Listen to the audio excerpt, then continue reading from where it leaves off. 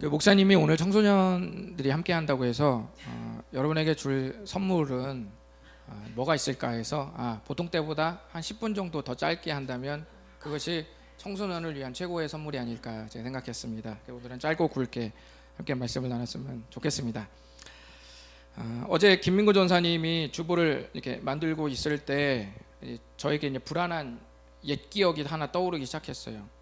지난 4월에 저는 내영혼의 홈트 채널을 통해서 묵상 예배 시리즈를 시작했습니다. 그것이 뭐냐면은 내영혼의 내영혼의 약이었어요. 야고보서 묵상인데 여러분 성경 앞에 이게 약자로 표시된 표기에 보시면 야고보서가 약이라고 되어 있습니다. 그래서 제가 그것을 따서 내영혼의 약이라는 제목으로 계속 지금까지 말씀을 나누고 묵상을 나누고 있는데요. 그런데 전도사님께서 주보에 내 영혼의 악이라고 쓰신 거예요. 이것이 바로 문제의 주보입니다. 안 보이실까 제가 확대를 더 해왔어요.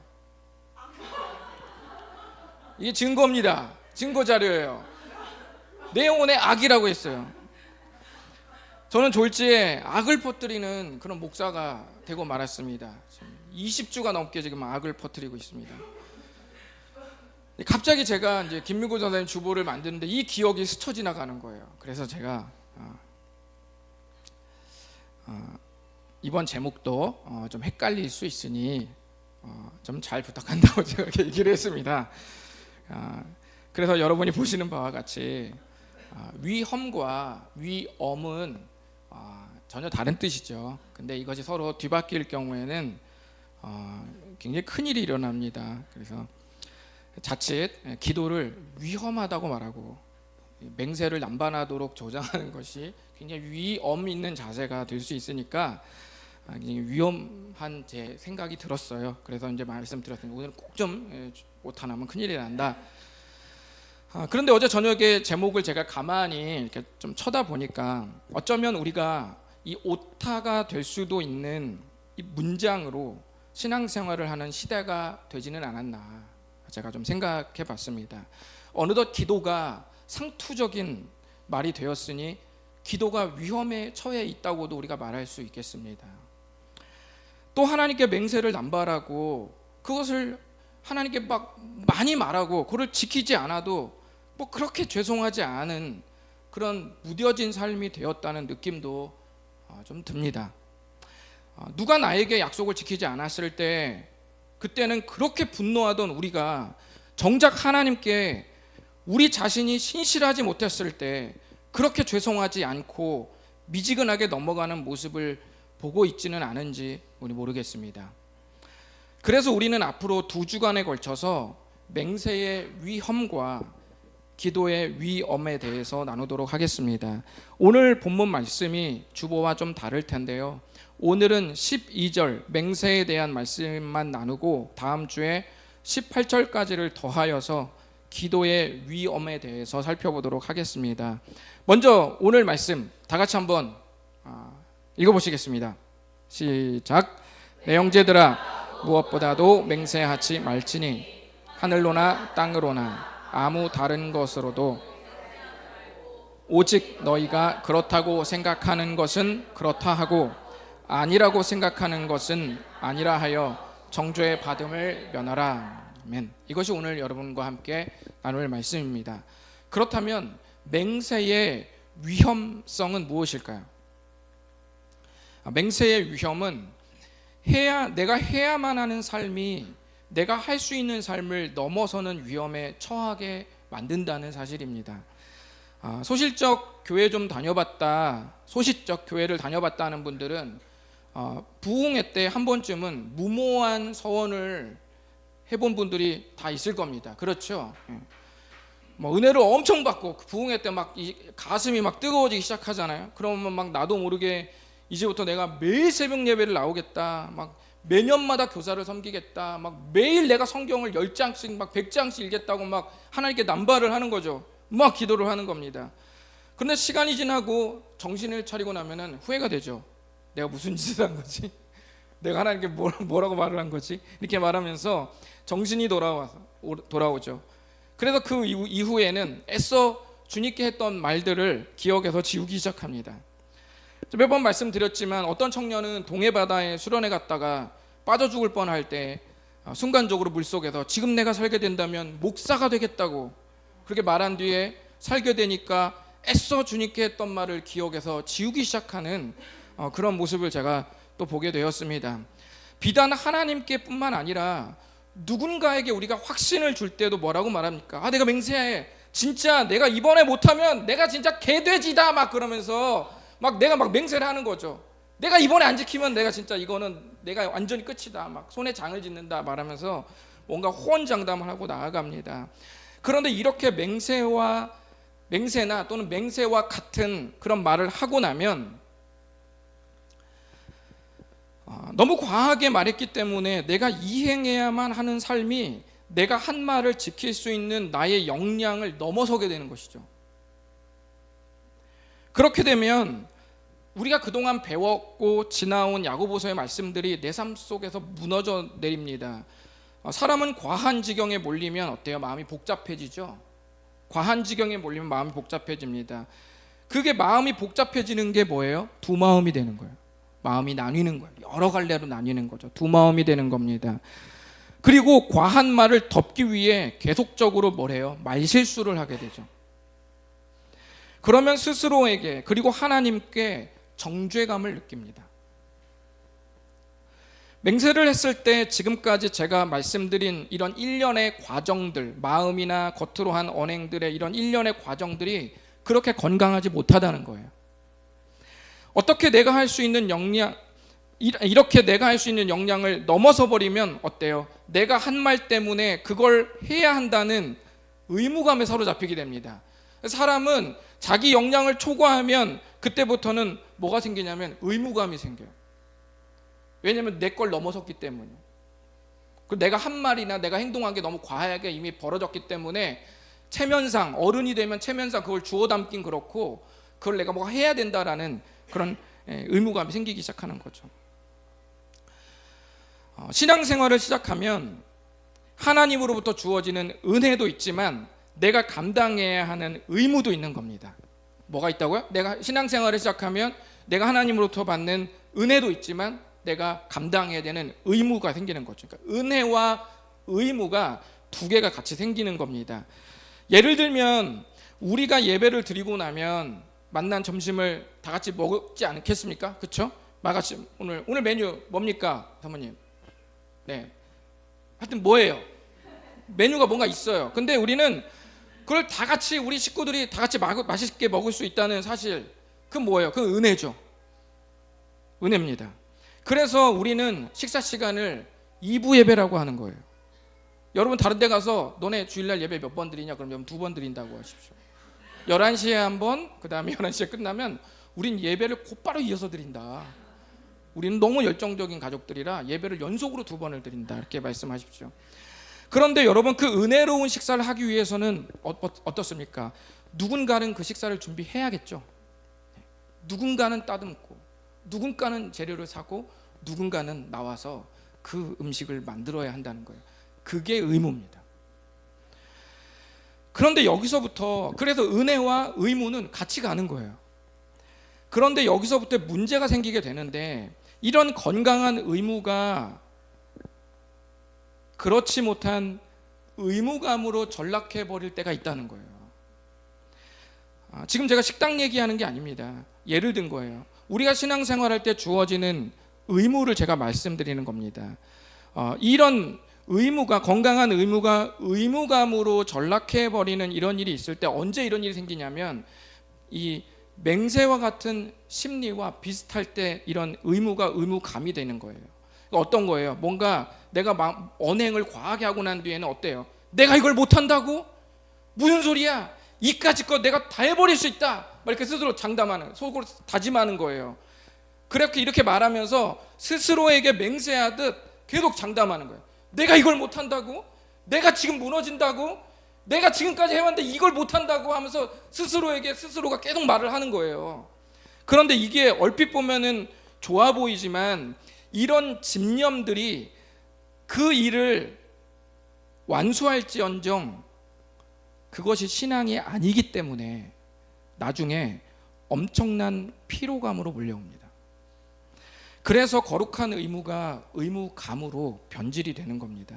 맹세와 같은 말은 거룩한 의무를 의무감으로 만들어 버립니다. 제가 누구나 신앙생활을 할 때 은혜도 받지만 의무가 생긴다고 했죠. 그런데 이런 의무감과는 달리 건강한 의무는 나중에 신기하게 은혜로 바뀌는 신비스러운 일이 생깁니다. 거룩한 화학작용이 일어나는 거죠. 고통스러운데 감사해요. 힘든데 좋아요. 내 돈을 썼는데 행복해요. 땀이 나는데 벅찬 감격이 올라옵니다. 제가 주일날 여러분께 설교를 하는 것은 저의 의무입니다. 목사로서 여러분께 해야 되는 저의 의무예요. 은혜로 하는 거 아닙니다. 의무입니다. 제가 준비하는 과정은 굉장히 객관적으로 고통스럽습니다. 그러나 이따금씩 그러다가 저도 컨디션이 안 좋으면 짜증이 나죠. 밤에 짜증이 납니다. 그럴 때 저도 의무감으로 설교할 수 있죠. 그런데 이제 거기서 제가 회복이 되고 건강한 의무로 다시 회복될 때 설교가 주님이 저에게 주신 특권이면서 동시에 또 은혜로 여겨지는 거예요. 그래서 건강한 의무가 은혜가 되는 역사가 일어나는 겁니다. 그래서 은혜와 의무가 같이 가도 그것이 무겁지 않고 의무가 자꾸만 어디로 옮겨가요? 은혜로 자꾸 옮겨가는 거예요. 의무가 왠지 좋아. 맡았는데 겁나게 힘든데 왠지 좋아. 그리고 왠지 기뻐. 그런 걸 보는 거죠. 그래서 의무가 은혜로 넘어가지 은혜가 의무로 넘어가면 그거는 이제 조금씩 병이 드는 것이고 의무가 은혜로 넘어가면 행복해지는 거예요. 신앙생활이 되게 좋네. 행복하네. 신기하네. 주일날 내가 이게 집에서 내가 늘어지게 잠자야 되는 정도 내가 주중에 엄청 야근하고 힘들었는데 주일날 나오는 게 좋네. 은혜가 되네. 뭔가 이런 마음이 드는 거예요. 삭신이 쑤시는데 교회 나와서 예배를 드리니까 몸은 또 삭신이 쑤시는데 그래도 좋네. 어차피 집에서 쑤시나 여기서 쑤시는데 어쨌든 쑤시지만 또 좋네. 은혜가 나를 쑤시네. 막 이렇게 하면서 좋아하는 거죠. 그것이 의무가 은혜로 넘어가는 그 신비스러운 역사예요. 그래서 건강한 의무는 언제나 우리를 은혜 쪽으로 다 틀어버립니다. 그런데 이제 그 의무감이 우리를 괴롭게 하는 것이죠. 언제 그러면 여러분 의무가 의무감으로 바뀌는 이런 병이 들까요? 신앙생활에서 내가 받는 은혜보다 내가 해야 되는 의무가 과중하다고 생각할 때 신앙이 병들기 시작하는 겁니다. 직장을 다니는 분 중에 삶의 질이 높은 분 손 들어보세요. 그게 많지 않을 겁니다. 왜 그래요? 의무가 과중할 때 직장 다니는 분들이 삶의 질이 떨어지는 이유 중 하나는 의무가 과중할 때 삶의 질이 떨어지는 것처럼 신앙도 의무감으로 뒤덮일 때 병이 듭니다. 맹세는 우리의 다짐을 건강하게 세워내기보다는 미래를 어떻게 살아야만 한다는 강박으로 우리의 유연한 대처를 눌러버려요. 그러니까 거룩하게 이리저리 틀 수도 있는 우리의 이런 이 건강한 우리의 마음과 선택의 정서들을 맹세가 눌러버린다고요. 이렇게 해야만, 미래는 이렇게 해야만 한다는 그 고든 잣대로 이게 눌러버리는 것이죠. 그러면 그게 의무감이 되는 겁니다. 그럼 이에 대해서 야고보는 어떤 처방을 내렸을까요? 이렇게 자꾸만 의무감으로 빠져서 나를 자꾸 누르는 삶을 사는 사람에게 어떤 처방 내렸을까요? 다시 한번 5장 12절을 보시면 그 뒷부분에 보면 이렇게 말합니다. 맹세하지 말고 오직 너희가 그렇다고 생각하는 것은 그렇다 하고 아니라고 생각하는 것은 아니라고 해라. 이렇게 말하라는 게 너무 간단히 말한 거예요. 12절을 보시면 그것이 바로 야고보의 처방입니다. 이 말은 무슨 말일까요? 그런 건 그렇다고 아닌 건 아니라고 해라. 이 말의 의미는 뭐냐면 담백한 삶을 살라는 거예요. 제가 좀 설명해요. 담배 아닙니다. 담백한 삶이에요. 담백한 삶을 사는 건데 이게 무슨 말이냐면 막 거창하게 막 맹세하듯 남발하고 막 떠벌리지 말고 내가 할 수 있는 말을 그냥 담백하게 하고 그 말대로 내가 이행하는 삶에 자연스러워지라는 거예요. 제가 처음에 말씀드렸던 버전으로 제가 바꿔서 말씀드리면, 반드시 내가 해야만 하는 삶이 내가 할 수 있는 삶을 넘어서지 않게 하라는 거예요. 말과 행동이 부드럽게 이행되어지는 삶으로 사람들과 관계를 맺으라는 겁니다. 사람은 자신도 모르게 하지 못할 약속을 계속합니다. 주로 누가 해요? 예스맨들이 그러죠. 어떤 사람이 이것 좀 같이 들어주실래요? 오케이. 또 다른 사람이 막 저랑 같이 홈플러스 좀 다녀줄 수 있나요? 오케이. 편의점 좀 갖다 주실래요? 오케이. 커피 좀 사줄 수 있어요? 오케이. 그런데 전부 다 한시야, 약속이. 그래도 이제 막 뭐 예스 예스 하고 다니다 나중에 보니까 주어진 그 시간에 그 일을 내가 다 할 수 없는 거예요. 마찬가지로 맹세가 하나님께 이런 종류의 문제를 일으킨다는 말입니다. 맹세는 자기가 자기 자신에게 하는 명령이에요. 물론 맹세가 하나님께 하는 게 있어요. 그렇지만 하나님께 하는 것일지라도 그 행동을 내가 해야 한다는 측면에서 내가 나에게 하는 또 명령입니다. 그렇게 되면 맹세는 맹세 이후의 행동에 큰 부담을 느끼게 합니다. 물론 그것이 거룩한 부담이면 더할 나위 없이 좋지만, 단순히 내 자존심과 내 체면을 위해 이미 아닌 걸 알면서 말했기 때문에 또는 벌렸기 때문에 이행하려고 하는 것은 대단히 좋지 않다는 거예요.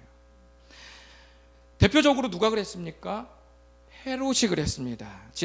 지난번 마지막 수련회 때 제가 마태복음 14장에 헤롯이 침례 요한을 죽이는 이야기를 나눈 적이 있었습니다. 많은 분들이 눈물바다가 되며 은혜가 되었던 바로 그 말씀, 마태복음 14장의 말씀을 나누지 않았습니까? 대충 말씀드리면 헤롯은 왕인데 불법적으로 결혼한 아내 헤로디아의 딸이 자기 생일날 막 춤을 춰요. 막 아이돌 댄스를 막 이렇게 추니까 너무 잘 추는 거예요. 너무 잘 춰. 그래서 즉흥적으로 이 헤롯 왕이 맹세를 해버립니다. 뭐라고 맹세해요? 네가 무엇인지 달라는 대로 내가 주겠다 라고 하면서 맹세를 합니다. 그랬더니 그 딸이 엄마의 지령을 받고 평소 눈에 가시 같았던 침례 요한을 죽여달라는 소원을 비는 거예요. 침례 요한은 불법적으로 결혼한 문제를 계속 옆에서 옳지 않다고 말했던 사람이에요. 그러니까 은밀하게 죄를 짓고 있는데 자꾸만 나와서 옳지 않다고 말하니까 어때요? 눈에 가시죠. 그래서 이 기회를 살려서 침례 요한을 죽여달라는 소원을 빌어라 라고 엄마가 딸에게 지령을 내리고, 딸이 자기 아빠에게 침례 요한을 죽여주세요 이렇게 말했어요. 헤롯은 침례 요한의 의로움을 알기 때문에 그렇게까지 막 이 소원 때문에 누구를 죽이고 막 이렇게까지 하고 싶지는 않았습니다. 나중에 다른 본문을 보면 그런 것들이 나오는데 어쨌든 그렇게 하고 싶어 하지 않았어요. 그런데 마태복음 14장 9절 보면은 자기가 맹세를 했기 때문에, 그리고 자기가 맹세한 말을 주변에 이 고관들이 듣고 있기 때문에 그 상황을 보고 그냥 죽이라고 했습니다. 헤롯은 자기가 한 맹세에 자신이 이끌렸습니다. 헤롯의 맹세는 자기가 내리고 싶어하는 결단을 넘어서 버렸던 거예요. 자기가 내리고 싶었던 건 뭐냐면 그렇게 하지 말아라예요. 그런데 그 마음을 이 맹세가 넘어버렸어요. 그래서 자신이 맹세를 이끈 게 아니라 맹세가 자기를 이끄는 기형적인 결정을 내리게 됩니다. 우리가 헤롯은 아니지만 우리도 이와 같은 기형적인 결정, 선택, 언행이 나올 수 있습니다. 은혜로 나를 구원하신 예수님 안에서 자유한 내가 내 삶을 이끌지 못하고 이렇게 해야 된다, 저렇게 해야 된다, 나는 이렇게 왔기 때문에 이렇게 해야 되고 저렇게 해왔기 때문에 저렇게 해야 되고, 나는 이런 기질이기 때문에 이렇게만 해야 되고 나는 저런 기질이니까 저렇게만 해야 된다는 식의 삶에 이끌리지는 않는지 모르겠습니다. 이런 삶은 맹세를 한 후 그 맹세를 지켜야 한다는 강박 속으로 나를 이끄는 고통과 유사한 삶입니다. 하나님은 야고보서를 통해 우리에게 그런 속박을 굳이 만들지 말고 내가 말하고 행동하는 모든 것들이 주의 말씀에 이끌리기를 바라고 계십니다. 왜냐하면 그 삶이 너무 자유하거든요. 그래서 갈라디아서 5장 1절은 우리들에게 이렇게 말씀합니다. 다 같이 읽어보실까요? 시작. 그리스도께서 우리를 자유롭게 하려고 자유를 주셨으니 그러므로 굳건하게 서서 다시는 종의 멍에를 매지 말라. 아멘. 네, 얼마나 자유를 주고 싶으면 자유롭게 하려고 자유를 줬다. 말이 좀 이상하죠. 얼마나 자유를 주고 싶으면 그렇게 말했겠어요. 예수님이 우리를 부르신 이유는 우리를 맹세와 의무 속으로 가두려는 게 아니라 자유하게 하기 위함입니다. 이 비밀을 여러분 꼭 깨달으셨으면 좋겠습니다. 예수님을 믿는데 자유를 느끼지 못한다면 두 가지입니다. 첫 번째는 교회 문화에 익숙해졌는데 아직 예수님을 만나지 못했거나, 또는 예수님을 만난 후에 말씀이 이끄는 삶이 서툴러서 그런 겁니다. 이 둘 중에 하나로 인해서 우리는 예수님을 믿어도 자유롭지 못하게 되는 것이죠. 주님은 우리 모두를 포기하지 않으십니다. 그러니 여러분도 포기하지 마시고 성경을 배우고 나누고 물고 뜯고 소화하시기를 바라겠습니다. 어느덧 우리들은 야고보서 5장 끝자락에 이제 접어들고 있습니다. 이제는 한 번 내지 두 번이면 야고보서 말씀은 다 끝이 납니다. 5장에 접어들면서 인내에 대한 말씀들이 유독 집중이 많이 되었는데, 여기 기억하실지 모르겠는데 길이 참고 인내해라 이런 말들이 많이 있었습니다. 맹세를 하지 말라는 이 교훈은 인내의 삶과 어떻게 연결되어 있을까요? 믿음으로 몸부림치는 자들은 고난 앞에서 어때요? 상대적으로 분노하고 복수해서 몇 배로 돌려주겠다는 마음보다는 이 상황을 주께서 보고 듣고 계시다는 사실에 집중한다고 말씀드렸습니다. 그렇게 되면 강하게 맹세를 할 이유가 없어지니 자연스럽게 맹세를 하지 않는 겁니다. 맹세를 하지 않겠다고 맹세를 해서 맹세를 안 하는 게 아니라 그냥 맹세를 할 필요를 못 느끼는 거예요. 그런 의미에서 맹세를 하지 말라는 말씀은 시험과 지혜라는 주제와도 잘 연결될 수 있습니다. 성경에 보면 좀 전에 나눈 헤롯처럼 또 한 명의 맹세의 아이콘이 있습니다. 혹시 누구인지 아시나요? 맹세의 아이콘, 맹세의 화신, 맹세왕 누굴까요? 그 사람은 바로 베드로입니다. 베드로는 맹세의 화신이었습니다. 예수님께서 십자가에 못 박히실 때가 다가오자, 그러니까 십자가에서 잔인하게 처형당하고 죽으실 때가 다가오자 베드로에게 말합니다. 네가 나를 부인할 것이다, 이렇게 말을 합니다. 그때 맹세의 화신 베드로가 말합니다. 주와 함께 죽을지언정 주를 부인하지 않겠나이다. 그렇게 하도 세게 말하니까 옆에 있던 11명도 어떻게 합니까? 이렇게 나도 이렇게 해가지고 다들 동조해가지고 이렇게 맹세하지 않겠다는 거예요. 아니 부인하지 않겠다는 거예요. 맹세와 다름없는 강한 확신으로 예수님께 말했습니다. 제가 죽더라도 그런 일은 없을 겁니다. 그런데 조금 지나자 어떻게 됐습니까?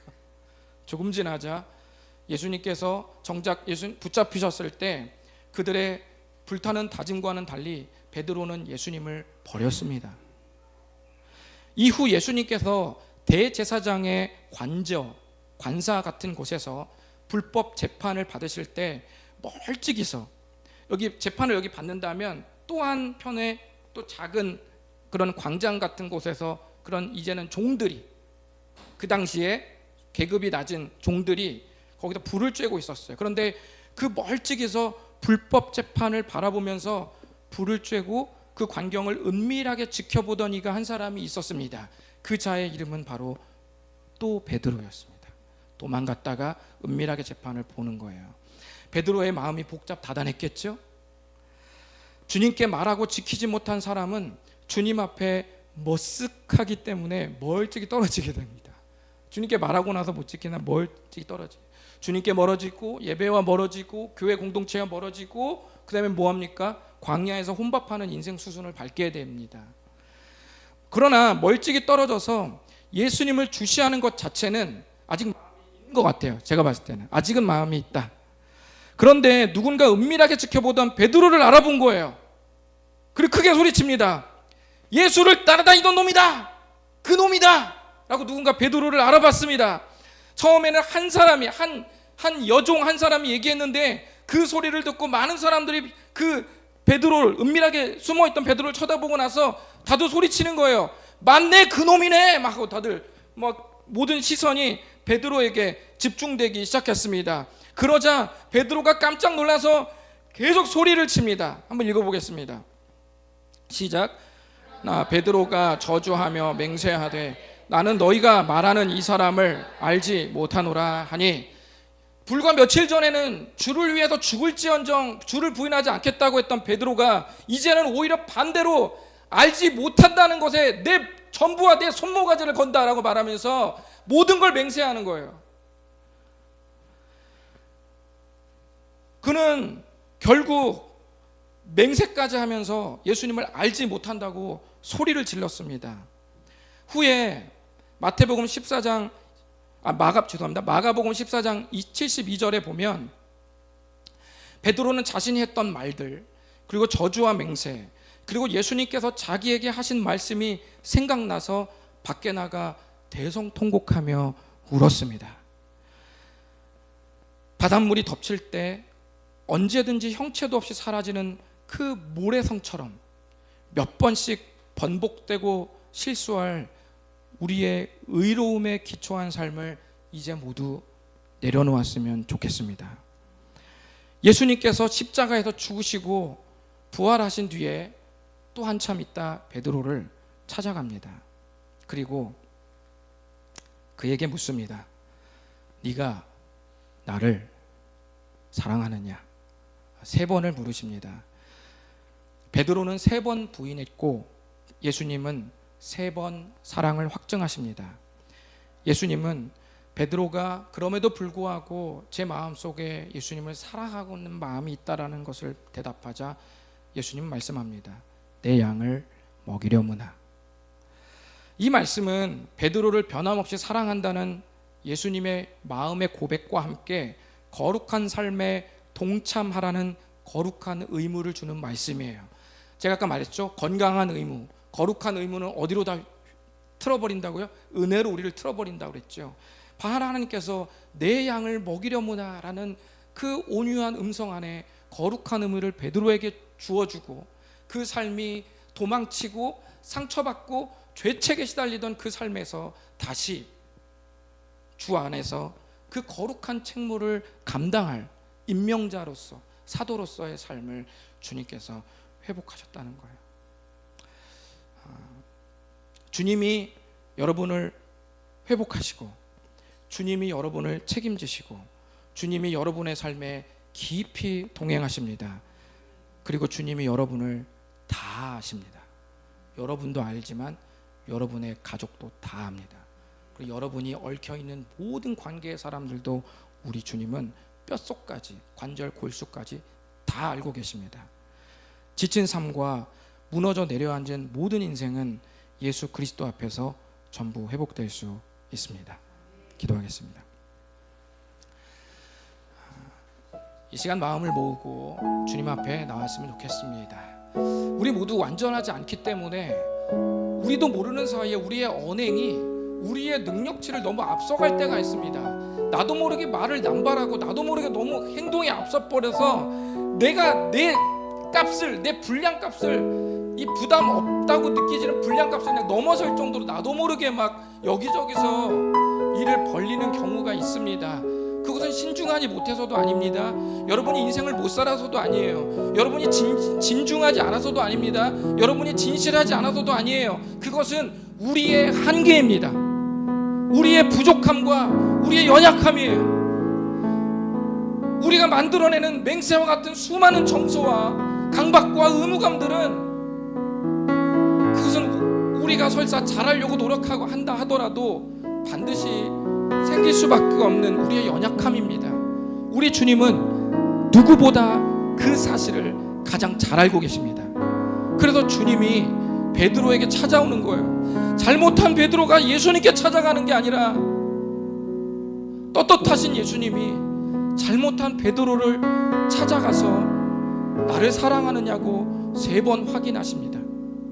이러한 역사가 베드로뿐만 아니라 우리 모두에게 일어납니다. 여러분이 주님을 포기하지만 않는다면 주님은 여러분에게 찾아가셔서 여러분을 회복하시고 일으키실 줄 믿습니다.